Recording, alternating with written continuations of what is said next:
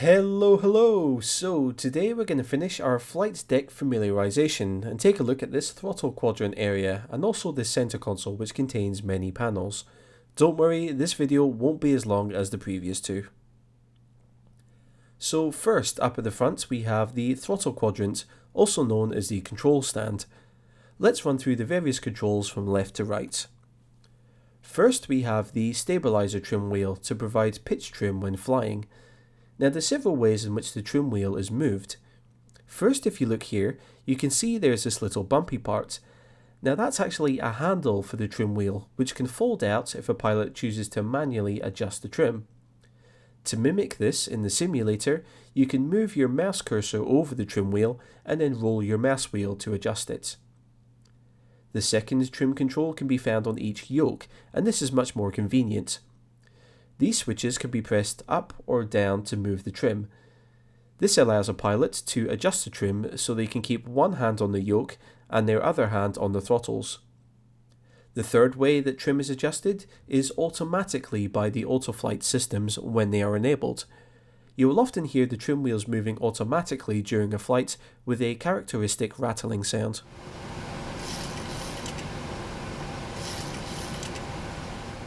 Also, next to the trim wheel, there is an indicator showing the current position of the trim. The green area is the normal trim range for takeoff. Next to that, you have the speed brake lever. When the lever is fully forward, the speed brakes are down and stowed. When the lever is pulled back, the speed brakes will be extended. To arm the speed brakes, pull the lever up from its down position. You'll also see the speed brakes armed lights come on in front of the captain's seat. To extend the speed brakes in flight, continue pulling the lever back to the desired position. You can extend them as far as the flight detent position. Only when the aircraft is on the ground can the spoilers be deployed fully into the up position. Next we have the two forward thrust levers, which I'm sure you all know how to use. Push forward to increase engine thrust, pull back to bring the engines back to their idle speed. Now there's a couple of buttons on the thrust levers as well. First, just below the main handles are the takeoff, go around mode buttons. So by pressing either of those, that will put the auto throttle and auto flight systems into the takeoff or go around mode. That generally involves increasing engine power and changing the flight director settings to tell the aircraft to climb at a suitable pitch angle. Also, on each side of each handle, we have an auto throttle disengage button. This allows pilots to disengage the auto throttle system whilst having their hands on the throttles, ready to take manual control of the thrust. Now there is one more important control on the thrust levers, and that's these two smaller levers which sit on top. These are your reverse thrust levers. To use them, the forward thrust levers need to be in the idle position first. Then the reverse thrust levers can be lifted upwards to engage reverse thrust.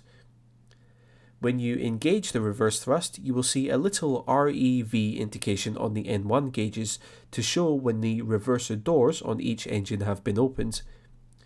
What this does is redirect airflow out of the side of each engine and also slightly forwards to produce reverse thrust. The further you lift the reverse thrust levers, the faster the engine will run, creating more thrust to help decelerate the plane. To close the reversers, simply push the levers all the way down. Now for those of us who don't have a fancy throttle controller to fly with, we can engage reverse thrust by moving the throttle to idle and then by pressing and holding F2 on your keyboard. Moving across to the other side, the main control we have here is the flaps lever, which allows you to select which position to move the trailing edge flaps on each wing.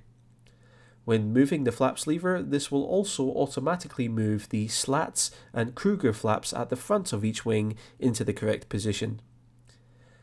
The flaps lever also has these two gates, which prevent the lever from accidentally being moved too far in one direction. The gates are over positions 1 and 15. Position 15 is important because that's the flap setting that's used if the pilots need to perform a go-around.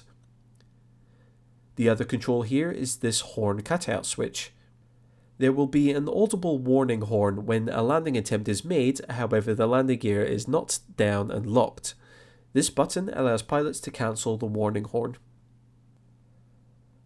Okay, so back on the captain's side, there's a few more controls we need to take a look at. First is the parking brake. Simply click to engage or disengage the parking brake.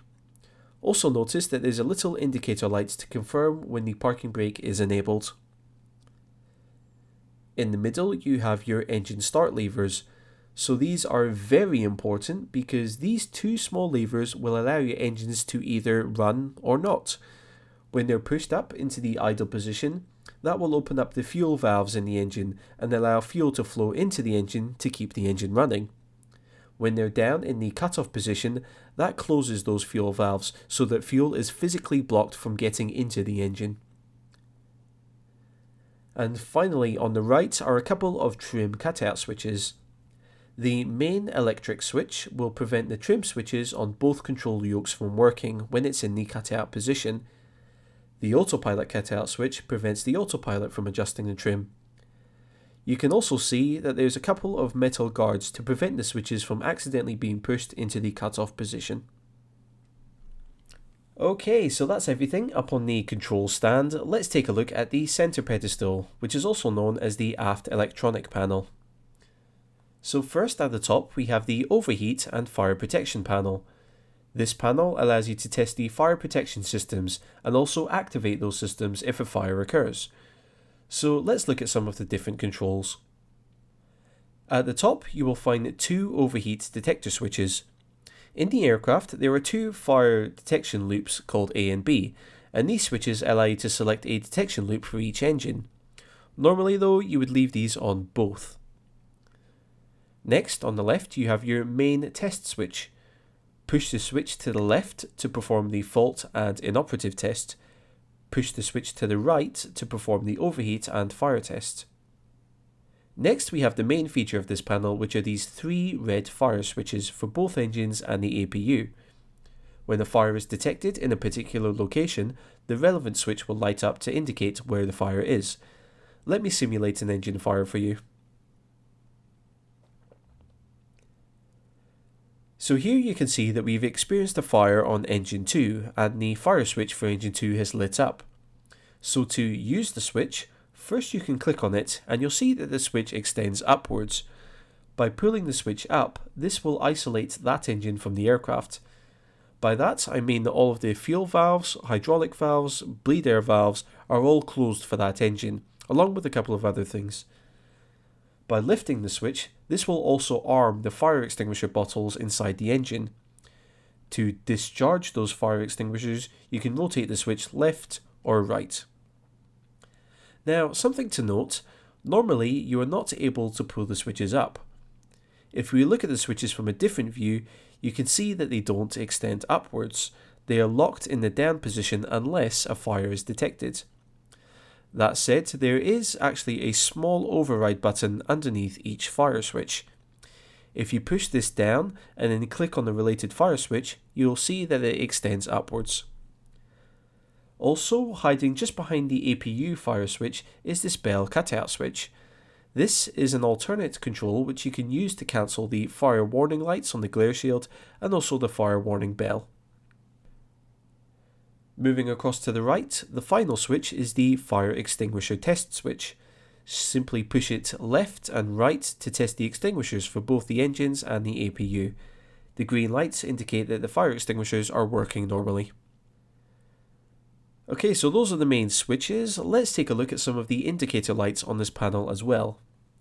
First are the engine overheat lights, which come on when the engines have overheated.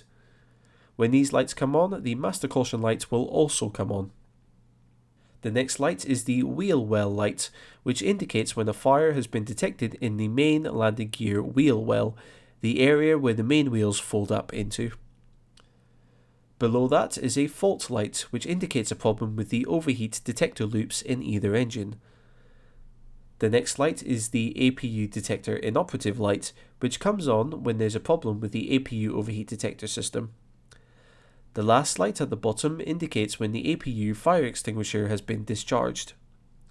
Over on the right, these discharge lights simply indicate when an engine's fire extinguisher has been discharged, one for each side. So let's move down to the rest of the panels here. So like the overhead panels, pilots will divide this whole area into 3 columns, and their attention and order of action will start at the top of one column, move down, and then move across to the next column. In general, that's the direction that I'm going to follow, but as you're about to see, some of these panels are the same on both the captain's side and the first officer's side. So starting in the top left, the first thing we have is our radio tuning panel. This is where pilots can tune their VHF communication radios so they can speak to air traffic control or to other aircraft. The first and most obvious feature are these 2 radio frequency indicators. The one on the left is the radio frequency that's currently tuned and active.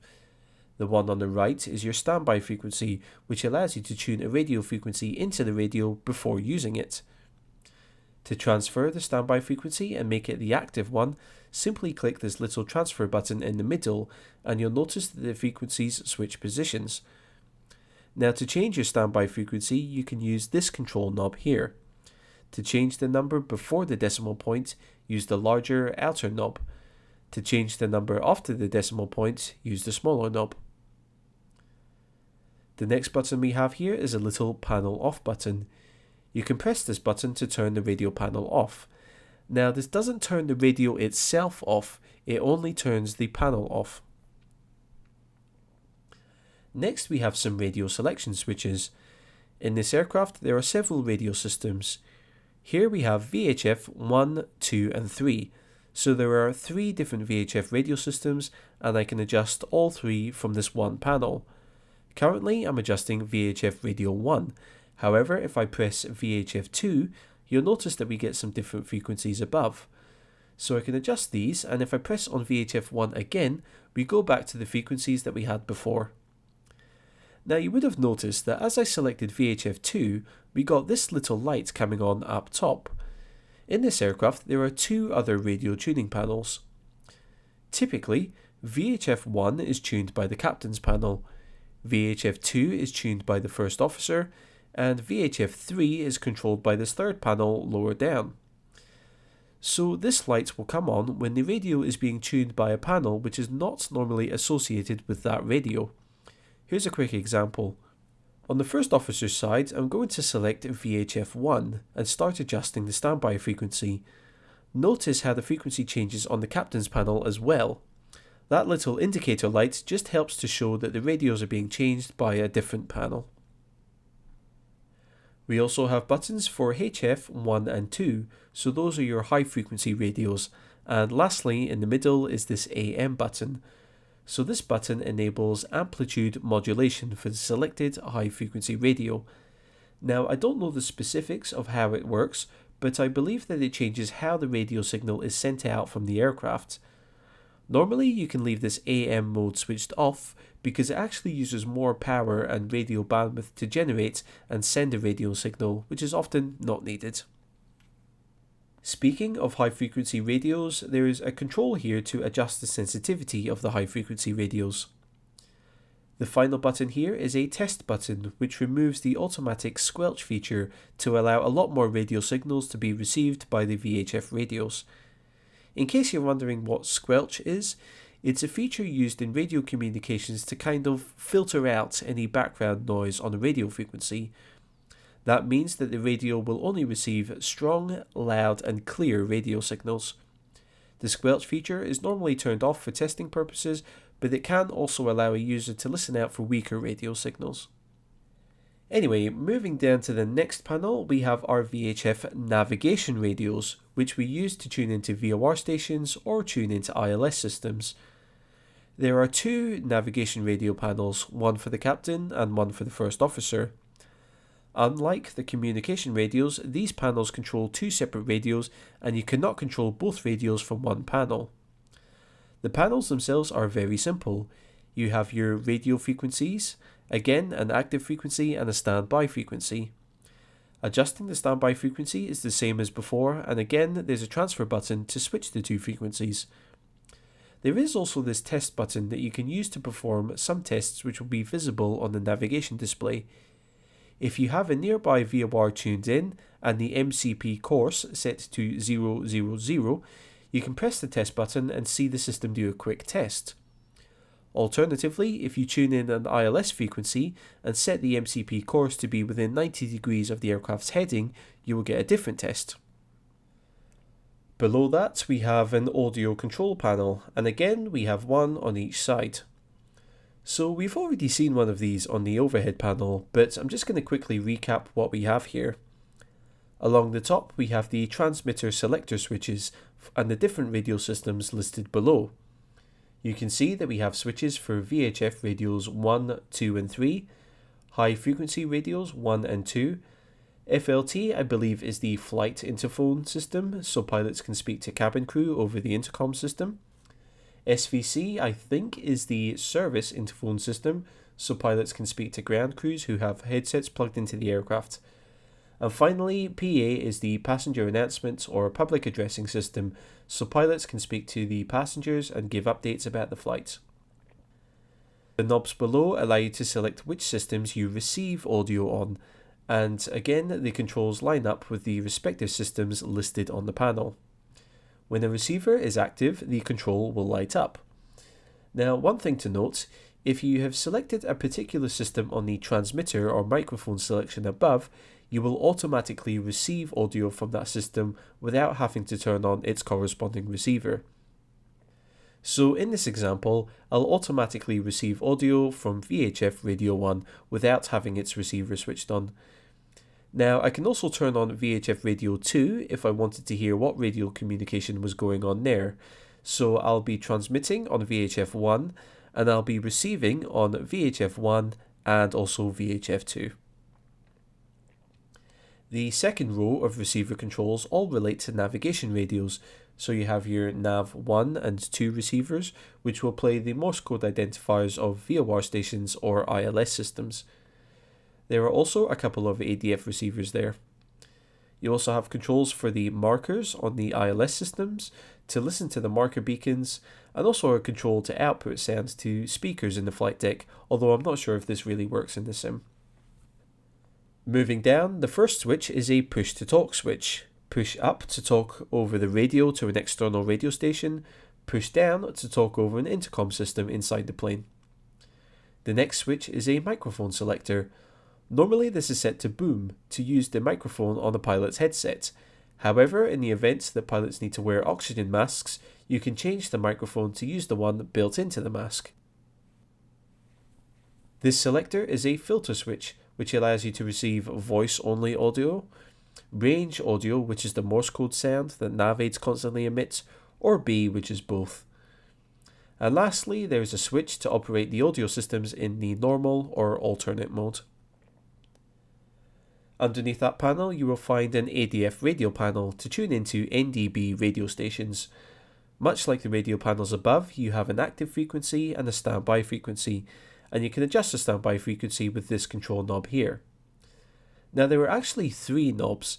The largest outer control will change the hundreds, the middle one changes the tens, and the smallest one will change the ones and the tenths after the decimal point. Again, just hit the transfer button to switch the frequencies over.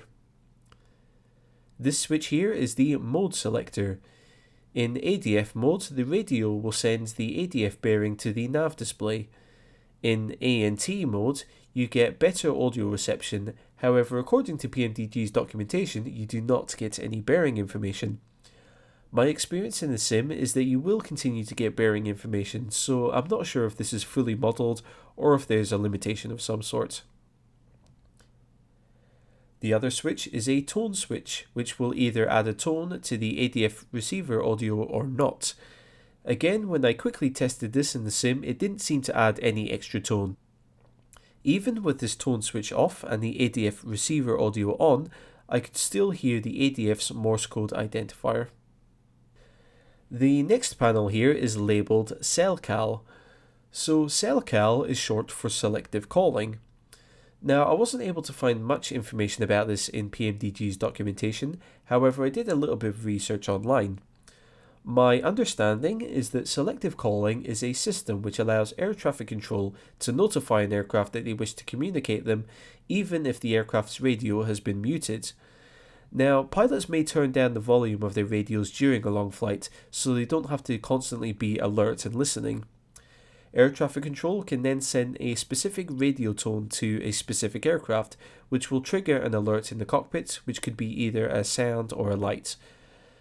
Then, the pilots can increase their radio volume in readiness to receive a radio transmission. Now, I'm not sure if this is possible to do in a flight simulator, but the panel has been modelled in this example.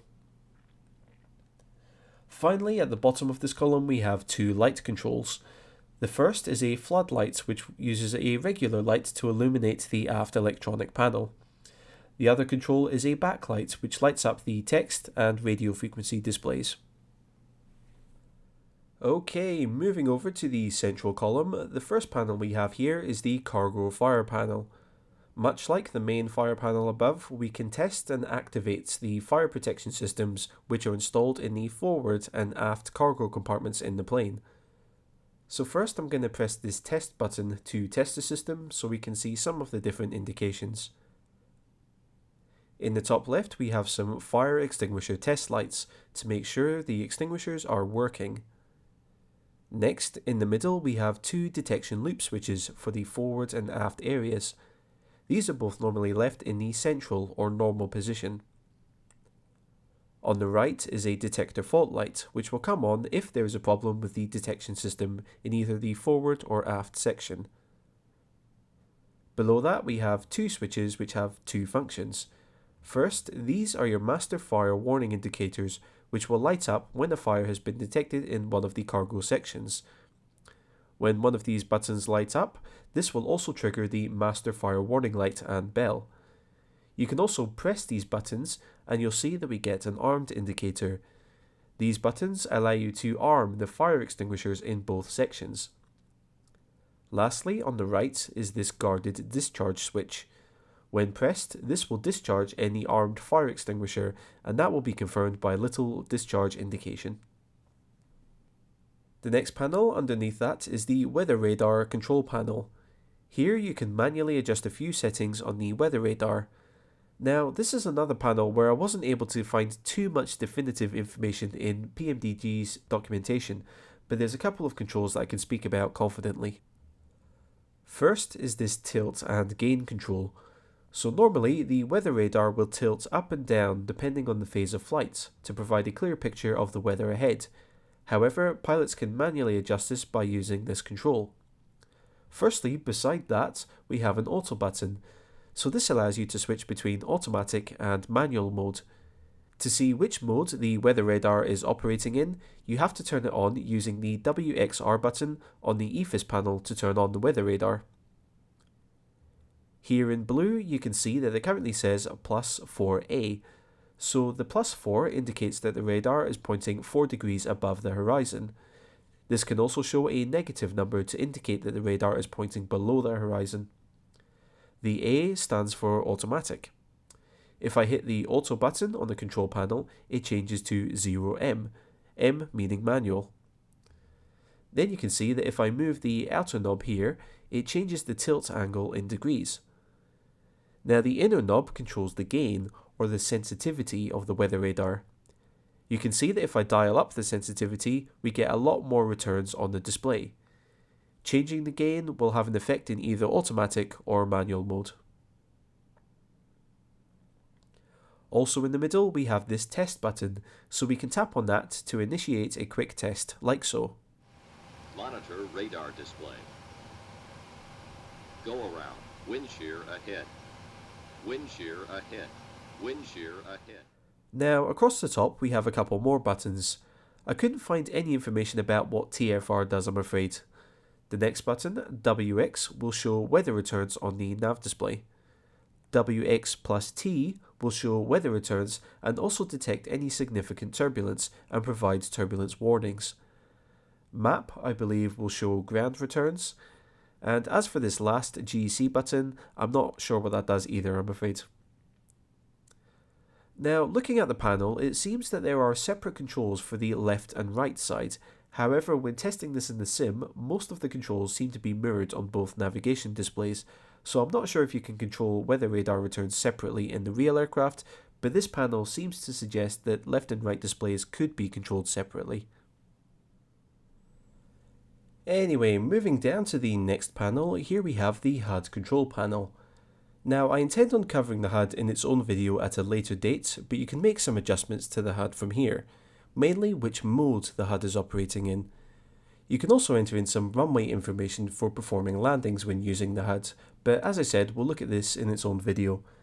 If the video is available, you can find it by clicking in the top right corner, or the link will be in the description. The next panel in the central column is our transponder panel.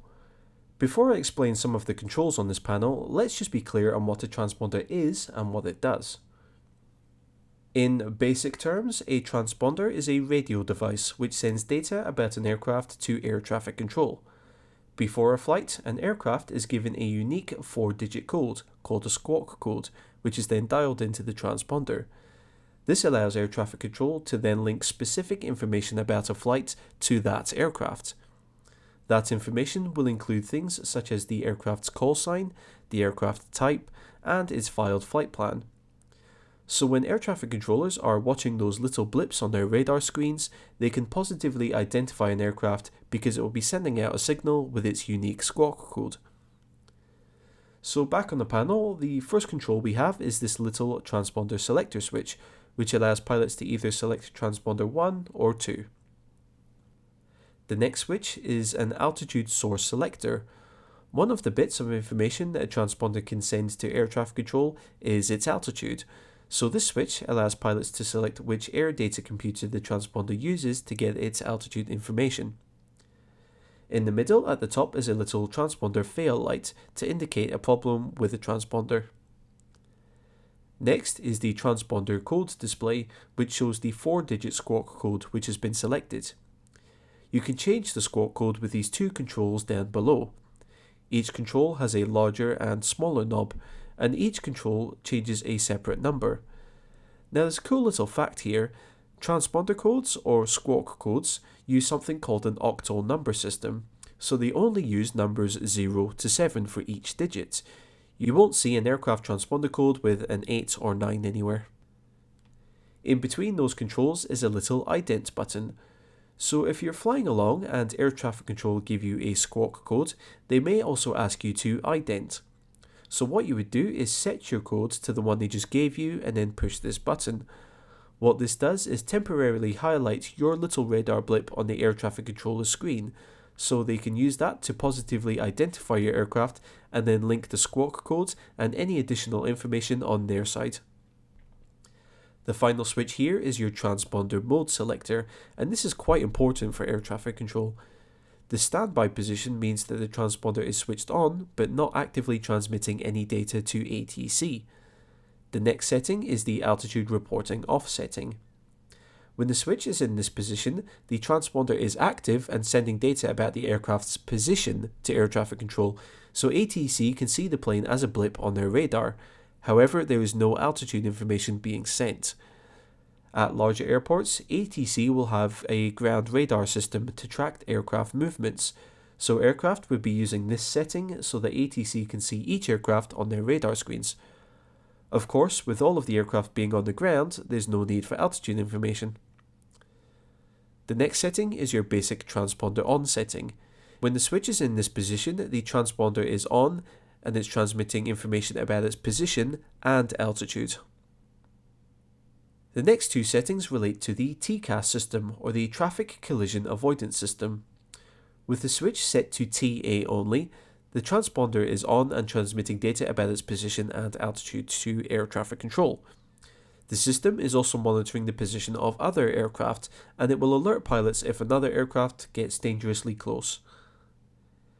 The final setting is the TARA, which gives traffic advisory messages and also resolution advisory messages.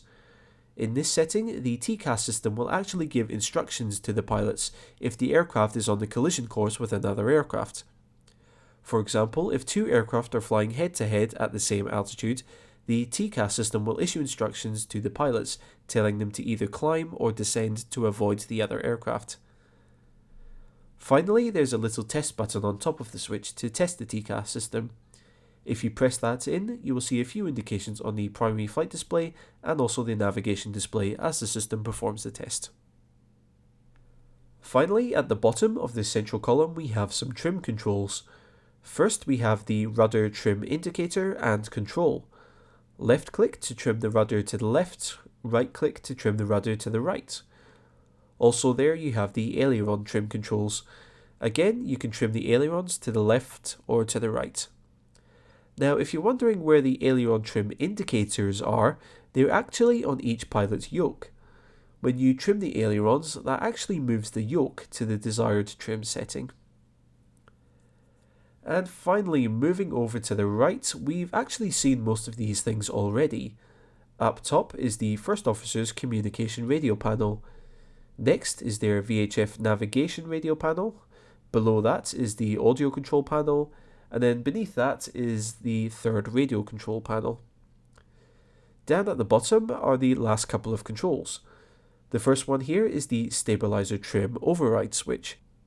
So if the trim cutout switches on the control stand above have been set into the cutout position, you can move this override switch into the override position to restore power to the trim switches on each yoke. Lastly, there are a couple of controls to control the locking system for the flight deck door.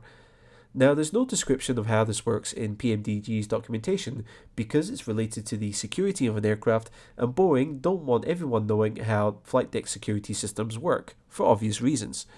Regardless, in the sim, we do have a flight deck door lock control and a couple of indicator lights, but I'm not sure if these work in the sim. So that's it for the centre of the flight deck, and that concludes our overall look at the flight deck.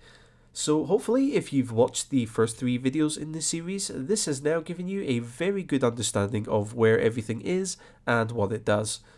The next few videos will be the procedure guides, where I will take you through setting up the aircraft and taking it through the various phases of a flight. So the next video will be taking the 737 from being cold and dark and getting it powered on, along with some preliminary actions. So until then, thank you all very much for watching, take care out there, and I will catch you all later.